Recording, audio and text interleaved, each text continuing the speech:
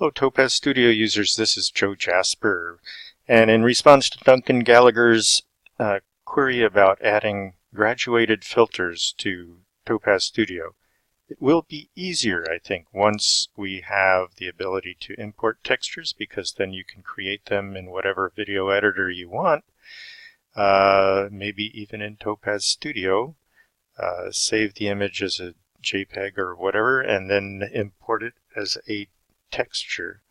But here's how we do it today. So we're going to add a filter, go down to a color overlay. By the way, this is my image of the Portland lighthead in Portland, Maine. It's not Hazel's. I know she used something similar, but I'm re-exploring photos from a long time ago. So I'm just going to choose some nice cooling color to put in my foreground.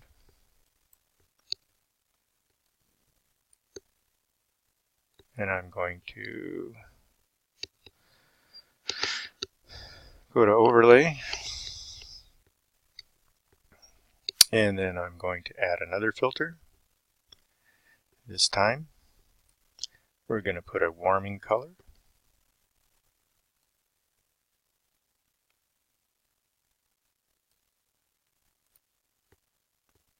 Maybe even something more bold just to be dramatic for this demo. And we're going to put that into overlay mode. If you want to see it more easily while you're doing this, though, you can do color and color, or normal and normal.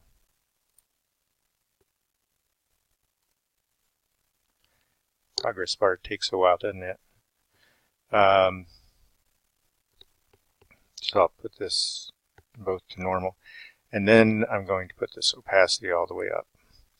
And where the magic comes in is being able to use masks. So let's click on the mask icon, the little flag with the dot, and take a graduated filter. Yeah, however you want to do it. We want to flip it though. So something like that. And I don't want edge awareness on.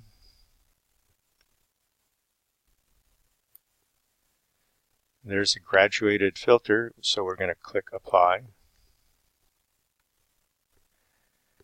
And then change the blending modes back to overlay,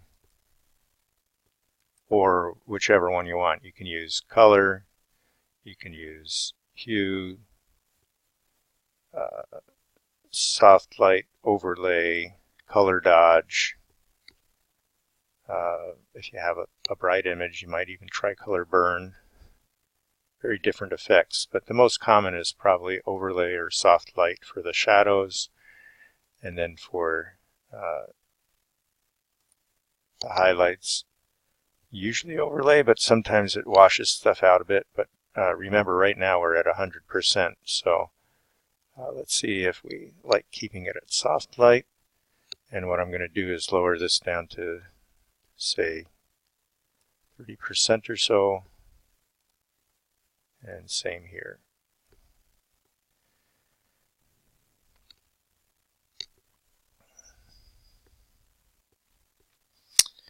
And if we want to see before, here's the warmer sky, here's the cooler foreground. If you want to adjust it, you can. It's not the look I would necessarily go for, but that's how you do a graduated filter.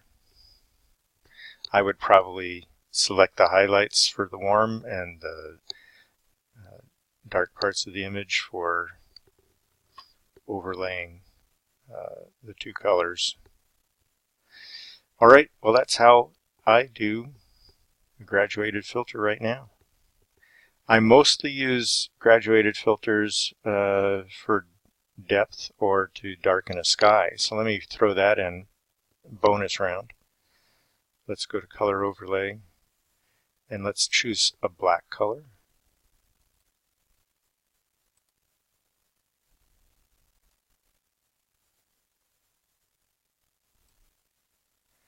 And let's do a white one.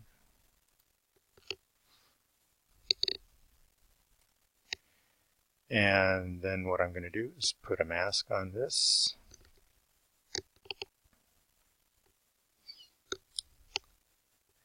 Shrink this down. There's different ways to do this, but let's try inverting it and using the spot.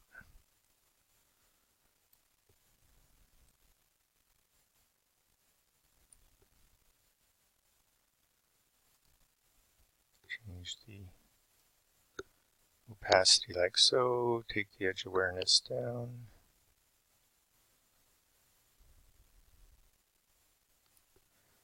Maybe make that thinner. Because what tends to happen is that the sky above you and the ground near you tends to be darker or more vivid at least, and near the horizon, the distance, things tend to disappear. So let's accept that. And if you want to tweak it, just click on brush and tweak it. But now we need to change the blending modes.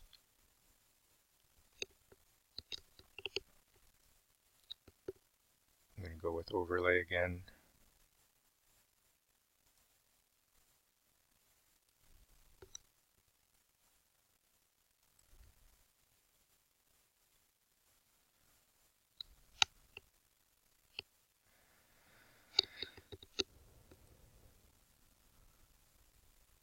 And then, of course, decrease to something more reasonable. I had it turned up just to be able to see the gradient that I was making, but usually when I'm working on my own, I only keep it about 20% or less.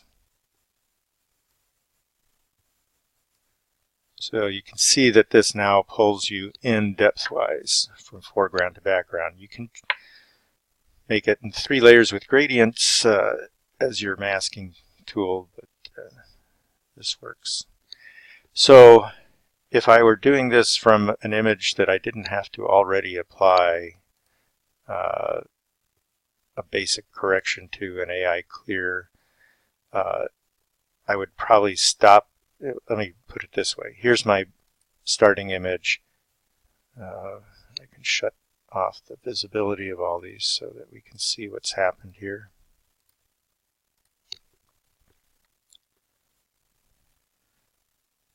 So this was my starting image,